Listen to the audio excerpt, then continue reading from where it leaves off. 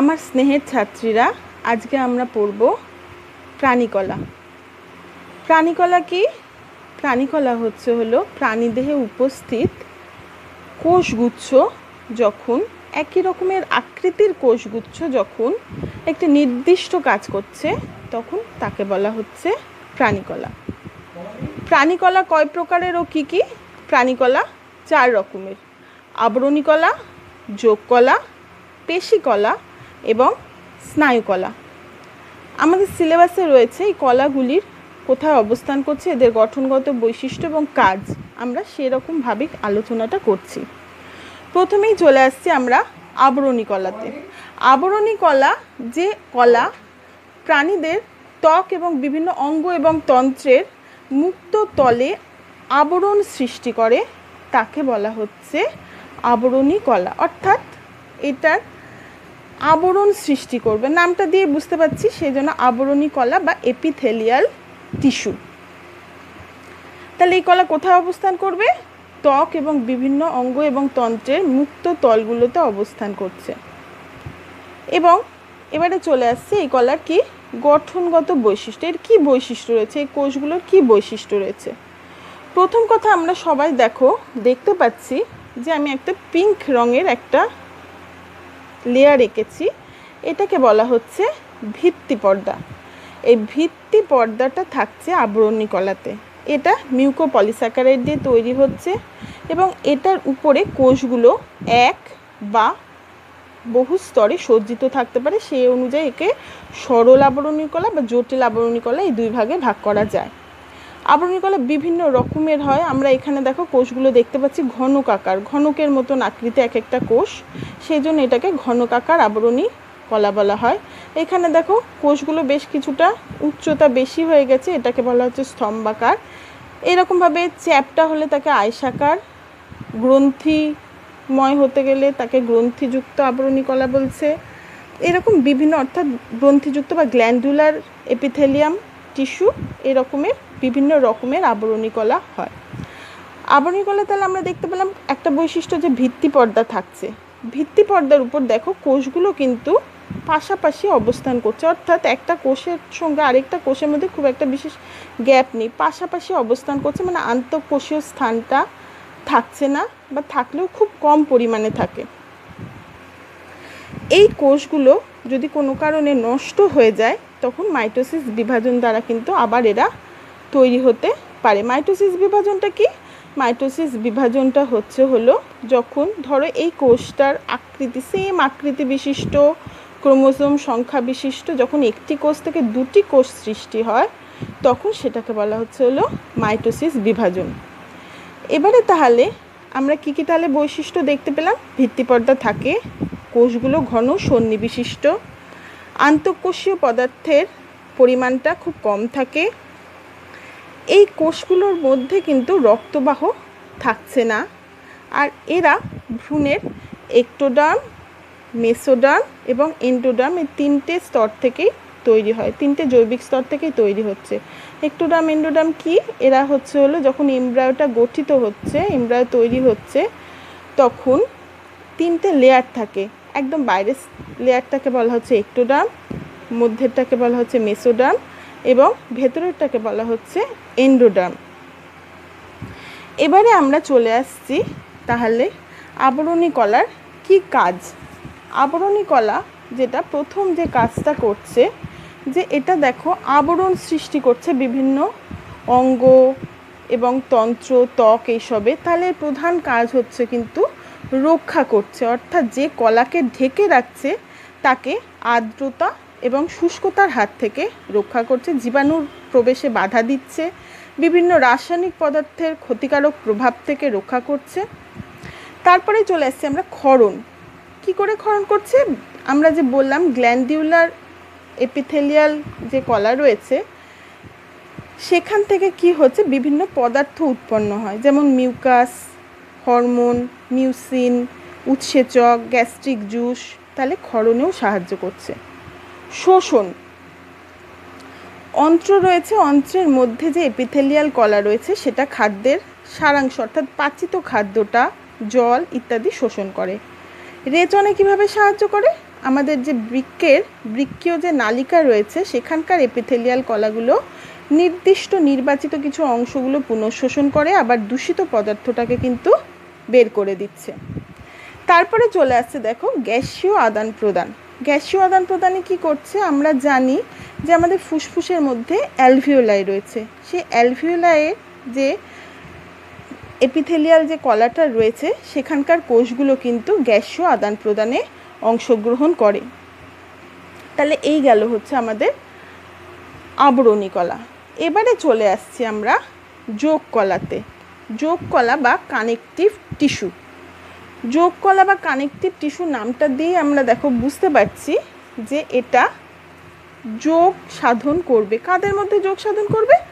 দেহের বিভিন্ন কলা এবং অঙ্গসমূহের মধ্যে যে কলা সংযোগ সাধন করছে তাকেই বলা হচ্ছে যোগ কলা। এই যোগ কলা প্রাণীদেহের বিভিন্ন স্থানে অবস্থান করছে। অস্থি, তরুণাস্থি, রক্ত, লসিকা, লিগামেন্ট, টেন্ডন এরা সবাই কিন্তু যোগ কলা। এবারে আমরা চলে আসছি যোগ কলা কি গঠনগত বৈশিষ্ট্য। যোগ কলা কিন্তু ভ্রূণের মেসোডার্ম, আমরা অলরেডি 3টে লেয়ার সম্পর্কে পড়েছি, মেসোডার্ম থেকে উৎপত্তি হয়। এখানে একটা তরুণাস্থির গঠন দিয়েছি, ছবিটা এঁকেছি। এখানে দেখো কোনো ভিত্তি পর্দা যোগ কলাতে থাকে না, এবং আমরা দেখতে পাচ্ছি যে এইগুলো হচ্ছে এক একটি কোষ। এখানে 2টি কোষ, এখানে 3টি কোষ, এগুলো এক একটি কোষ, এবং বাকি যে ডট ডট রয়েছে সেটা হলো ধাত্র। এই ধাত্রটা কিন্তু তরল, অর্ধতরল বা কঠিনও হতে পারে। যেমন তরল যেমন রক্তের ক্ষেত্রে দেখা যাচ্ছে, অর্ধতরল যেমন তরুণাস্থি। তরুণাস্থি কোন অংশগুলো বলো তো? তরুণাস্থি আমাদের নাকের যে ডগাটা রয়েছে সামনের অংশটা, এটা হচ্ছে তরুণাস্থি, বা বিভিন্ন অস্থির সংযোগস্থলে তরুণাস্থি অবস্থান করছে। আবার কঠিনও হতে পারে, যেমন অস্থি অর্থাৎ আমাদের হাড়, যে সে হাড়টা কিন্তু অস্থি কিন্তু কঠিন, সেখানে কিন্তু এই ধাত্রটা কঠিন হয়। তাহলে এই গেল হলো যোগ কলার বৈশিষ্ট্য। এবারে আমরা চলে আসছি কাজ। যোগ কলা কি কি কাজ করে? যোগ কলা দেখো প্রথমেই বিভিন্ন কলা এবং অঙ্গসমূহের মধ্যে সংযোগ সাধন করছে, যেটা আমরা সংজ্ঞাতে পড়েছিলাম। সংজ্ঞার থেকে আমরা অনেক কিছু কিন্তু পয়েন্ট পেয়ে যাই। এটা সংযোগ সাধন করছে, পরিবহন করছে। কি পরিবহন করছে? আমরা জানি রক্তের মাধ্যমে আমাদের খাদ্যের সারাংশ, শ্বাসবায়ু ইত্যাদি কিন্তু পরিবাহিত হয়। যেহেতু রক্ত একটা যোগ কলা, তাহলে পরিবহনেও সাহায্য করছে। প্রতিরক্ষা, কি করে প্রতিরক্ষাতে সাহায্য করছে? আমাদের দেহে যখন কোনো ভাইরাস, ব্যাকটেরিয়া বা বিষাক্ত বস্তু যখন প্রবেশ করছে তখন তার থেকে কিন্তু আমাদের দেহকে রক্ষা করছে এবং আমাদের একটা প্রতিরক্ষা ব্যবস্থা গঠন করছে। তারপরে দেখো চলে আসছে কাঠামো গঠন। কাঠামো গঠন মানে অস্থি, আমাদের যে কঙ্কালটা তৈরি হচ্ছে, আমাদের যে অবলম্বনটা, সেটা কিন্তু কঙ্কালটা তৈরি অর্থাৎ অস্থি দিয়েই তৈরি হচ্ছে। এবং এছাড়াও বেশ বিভিন্ন অংশে, আমাদের শরীরের বিভিন্ন অংশে ফ্যাট সঞ্চয় করে। আমি মেন পয়েন্টগুলো কিছু বলে দিচ্ছি। এরপরে চলে আসছি তাহলে আমরা পেশিকলাতে। পেশিকলা কি? পেশিকলা মানেই হলো যে এটাও কিন্তু ভ্রূণের মেসোডার্ম থেকে উৎপত্তি লাভ করে।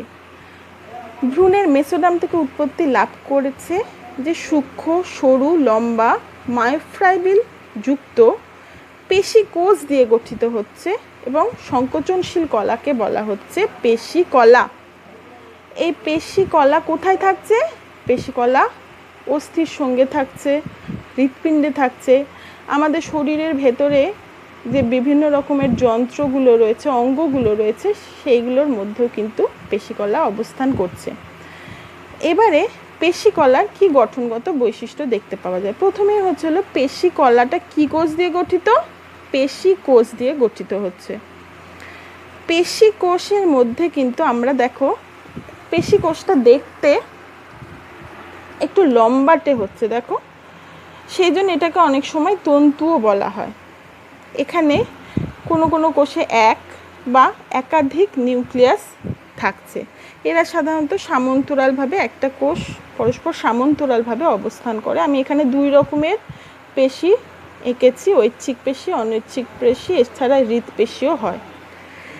এখানে দেখো আমরা বৈশিষ্ট্যগুলো যেটা দেখতে পাচ্ছি যে এখানে সার্কোলেমা, সার্কোলেমা মানে পেশি কোষের যে আবরণটাকে সেটাকে বলা হয় সার্কোলেমা, এবং পেশি কোষের মধ্যে যে সাইটোপ্লাজমটা থাকছে সেটাকে বলা হচ্ছে কি বলা হচ্ছে সার্কোপ্লাজম। সার্কোপ্লাজম মনে রাখবো কিভাবে, সাইটোপ্লাজম, পেশি কোষের সাইটোপ্লাজম হচ্ছে হলো সার্কোপ্লাজম। এখান থেকে শর্ট প্রশ্ন আসে যে সার্কোলেমা কোথায় দেখতে পাওয়া যায়, সার্কোপ্লাজম কি। এবারে আমরা চলে আসছি সার্কোমিয়ার হচ্ছে হলো পেশি কোষের সংকোচনশীল একক। এখানে দেখো সার্কোমিয়ারের মধ্যে দুই রকমের প্রোটিন থাকে, এক রকম হচ্ছে হলো অ্যাক্টিন এবং মায়োসিন, যারা কিনা পেশির সংকোচনের জন্য দায়ী থাকে।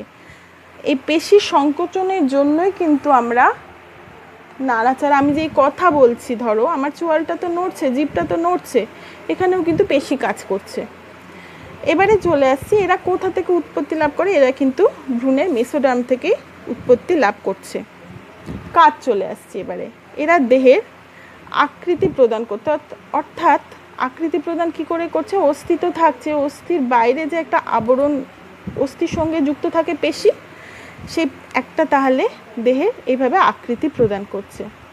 এবারে চলে আসছে ঐচ্ছিক পেশি। ঐচ্ছিক পেশি কি করে, ঐচ্ছিক পেশি আমাদের অর্থাৎ স্বেচ্ছায় সংকোচনশীল পেশিকেই বলা হয় ঐচ্ছিক পেশি। তাহলে আমরা হাঁটবো, ধরো আমি এখন হাঁটবো, তাহলে আমার পা বিভিন্ন রকমের পেশিগুলো সংকোচন হবে এবং গমনে সাহায্য করবে, বা আমি আমার হাতটাকে মাথার কাছে নিয়ে যাব, বা তুমি লিখবে, আমাদের কিন্তু হাতে বিভিন্ন রকমের পেশিগুলো সংকোচন প্রসারণ হচ্ছে, তার ফলে এই ঘটনাটা ঘটছে।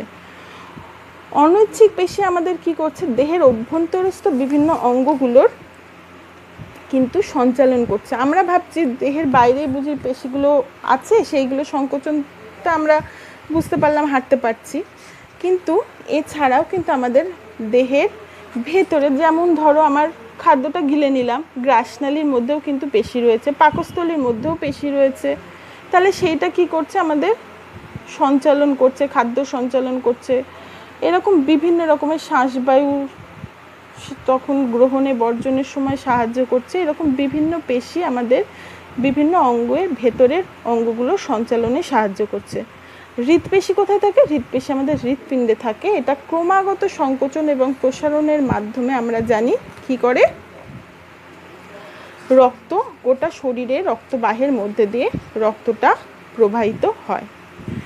এছাড়াও আমরা জানি যে কঙ্কালতন্ত্র এবং আভ্যন্তরীণ অঙ্গগুলোকেও কিন্তু এটা রক্ষা করছে। তাহলে এই গেল আমাদের পেশিকলা। এবারে চলে আসছি আমি স্নায়ুকলা। স্নায়ুকলা মানে হচ্ছিল স্নায়ুকোষ বা নিউরন নিয়ে গঠিত যে কলা বিভিন্ন কি করছে, পরিবেশ থেকে উদ্দীপনা গ্রহণ, প্রেরণ এবং সাড়া জাগাচ্ছে এবং তার সঙ্গে পরিবেশের সামঞ্জস্য রক্ষা করছে, তখন সে কলাকে বলা হচ্ছে স্নায়ুকলা। এটা কোথায় অবস্থান করে, এটা মস্তিষ্ক, সুষুম্নাকাণ্ড এবং স্নায়ুতে এই কলাটা অবস্থান করছে। এই কলা একটি নিউরনের আমি ছবি এঁকেছি, নিউরনটা দেখো, এই অন্যান্য কোষের থেকে কিন্তু এই কোষটা একটু অন্য রকমের দেখতে।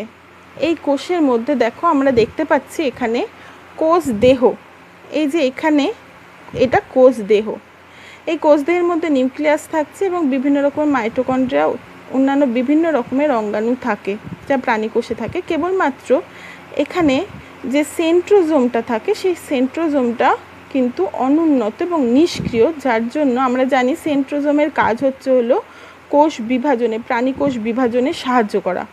তাহলে এই কোষে যেহেতু এটি মানে নিষ্ক্রিয়, সেই জন্য কিন্তু স্নায়ু কোষ বা নিউরন কিন্তু বিভাজিত হতে পারে না। এই গেল হচ্ছিল কোষ দেহ। কোষ দেহ থেকে আমরা দেখতে পাচ্ছি বেশ কিছু ছোট ছোট প্রবর্ধক, অনেকগুলো শাখান্বিত হয়ে গেছে, এরকম প্রবর্ধক বেরিয়েছে, এদেরকে বলা হচ্ছে ডেনড্রন। এই ডেনড্রনটা আবার শাখান্বিত হয়ে গেছে, তখন তাদেরকে বলা হয় ডেনড্রাইট। আর একটা দেখো লম্বা একটা প্রবর্ধক বেরিয়েছে, সেই লম্বা এখান থেকে এত দূর অবধি, এটাকে বলা হয় অ্যাক্সন। এই অ্যাক্সনের মধ্যে একদম বাইরের আবরণটাকে বলা হচ্ছে হলো এক্সোলেমা। তার উপরে দেখো একটা পিঙ্ক রঙের আমি এঁকেছি একটা মায়োলিন শীট থাকে। এই শীটটা কিন্তু কন্টিনিউয়াস নয়, মধ্যে মধ্যে বিচ্ছিন্ন হয়ে গেছে, বিচ্ছিন্ন হয়ে গিয়ে র্যানভিয়ারের পর্ব সৃষ্টি করছে এবং শেষ প্রান্তে অ্যাক্সনটা শাখান্বিত হয়ে প্রান্ত বুরুষ গঠন করেছে। এবং মায়োলিন শীটের উপরে আরেকটা স্তর রয়েছে, সেটাকে বলা হচ্ছে হলো নিউরিলেমা। তাহলে তিনটে পর্দা থাকছে, একটা হচ্ছে হলো কি বললাম, প্রথমটা হচ্ছে হলো এক্সোলেমা, তারপরে হচ্ছে হলো মায়োলিন শীট এবং একদম বাইরেরটা হচ্ছে হলো নিউরিলেমা। এবং এখানকার যে সাইটোপ্লাজম সেটাকে বলা হয় নিউরোপ্লাজম। অর্থাৎ এখানে আমরা পড়েছিলাম দেখো সার্কোপ্লাজম, এটা নিউরোপ্লাজম। এর কাজ কি? উদ্দীপনা, পরিবেশ থেকে উদ্দীপনা গ্রহণ, পরিবহন এবং সাড়া দেয়। বিভিন্ন যন্ত্র এবং তন্ত্রের মধ্যে সংযোগ সাধন করছে, যোগাযোগ রক্ষা করছে, কারণ আমরা এবং পেশির সংকোচন ঘটাতে সাহায্য করছে। অর্থাৎ আমার যে হাতটা উঠছে, ধরো মশা কামড়াচ্ছে, আমার হাতটা নড়লো, তখন কিন্তু আমার এই নার্ভের মাধ্যমেই সেখানে সংকেতটা গেল, তার ফলেই কিন্তু সেখানকার পেশিগুলোর সংকোচন প্রসারণ ঘটার ফলেই আমার হাতটা নড়ে উঠছে। সেটা কিন্তু নার্ভের মাধ্যমেই ঘটছে, অর্থাৎ স্নায়ুকলার মাধ্যমেই ঘটছে। স্নায়ুকলার মধ্যে যেমন নিউরন থাকছে, আরেক রকমের ধারক কোষও থাকে, আমি বলা হয়নি, সেটাকে বলা হচ্ছে নিউরোগ্লিয়া। অর্থাৎ এই কোষ যেহেতু বিভাজিত হতে পারে না, অনেক সময় কি হয় যে বিভাজন, এরা যখন নষ্ট হয়ে যাচ্ছে তখন তার স্থানটা দখল করছে নিউরোগ্লিয়া। এটা এক রকমের পরিবর্তিত যোগকলা।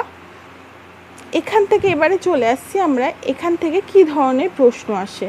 এখান থেকে উদ্ভিদকলা এবং প্রাণীকলা থেকে আসে বিভিন্ন রকমের, হয়তো দিয়ে দিল প্রাণীকলা এবং প্রাণীকলা বলছি আবরণীকলা এবং যোগকলার মধ্যে পার্থক্য লেখো, তিনটি গঠনগত পার্থক্য লেখো, বা সার্কোলেমা কাকে বলা হয়, বা র্যানভিয়ারের পর্ব কোথায় দেখতে পাওয়া যায়, বা ঠিক একইভাবে উদ্ভিদ কলাতেও হয়তো প্যারেনকাইমা কোলেনকাইমার পার্থক্য দিয়ে দিল, বা ভাজক কলা স্থায়ী কলার মধ্যে দুটি পার্থক্য লেখো। এই ধরনের বিভিন্ন রকমের প্রশ্নগুলো কিন্তু আসে। ঠিক আছে, তোমরা দেখে নিও তাহলে, এর পরের দিন আমরা এই নিয়ে কিছু আলোচনা করব।